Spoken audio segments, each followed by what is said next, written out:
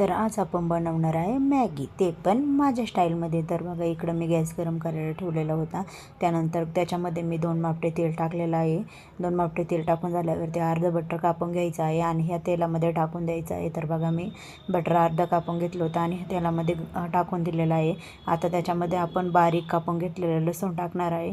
लसूण थोडासा brown colour झाला की मिरच्या टाकायच्या आहे. मिरच्यांचा पण कलर चेंज झाला ना त्याच्यामध्ये मग बघा आपण मस्त बारीक, खूप जास्त बारीक कापून घ्यायचा आहे कांदा आणि तो कांदा ह्या तेलामध्ये टाकायचा आहे. तर बघा किती बारीक कापून घेतलेला आहे मी कांदा.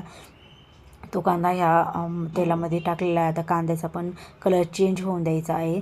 तर बघा इकडं आपल्या कांद्याचा कलर चेंज झालेला आहे. त्यानंतर मग मी त्याच्यात टोमॅटो टाकलेले आहे आणि आता आपण काय करायचं, त्याच्यावरती थोडंसं झाकण ठेवायचं आणि टोमॅटोला थोडंसं वाफेवरती वाफळून घ्यायचे आहेत. तर बघा इकडं मी झाकण ठेवलं होतं आणि आपले टोमॅटो पण मस्त शिजलेले आहे. त्यानंतर मी याच्यामध्ये बटाटा टाकलेला आहे आणि वाटाणे टाकलेले आहे. आता याला थोडं मिक्स करून त्याच्यावरती पण आपण थोडा वेळ झाकण ठेवून वाफळून घ्यायचे आहे. त्यानंतर मग बघा मी मसाला मॅगी टाकलेली आहे.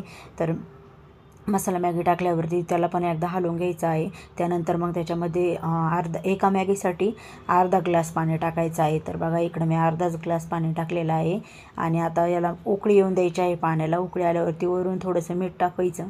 तर बघा उकळी येऊन आलेली होती आणि मी मीठ टाकलेलं आहे वरून थोडंसं. त्यानंतर मग मॅगी टाकून घ्यायची आहे आणि आता मॅगीला एकदा त्याच्यामध्ये हलवून घ्यायचं आहे आणि मस्त मॅगी शिजून द्यायची आहे आणि वरून मस्त कोथिंबीर टाकायची आहे आपली मॅगी शिजल्यावरती. तर अशा प्रकारे आमची मॅगी झाली होती आणि खूप टेस्टी झाली होती.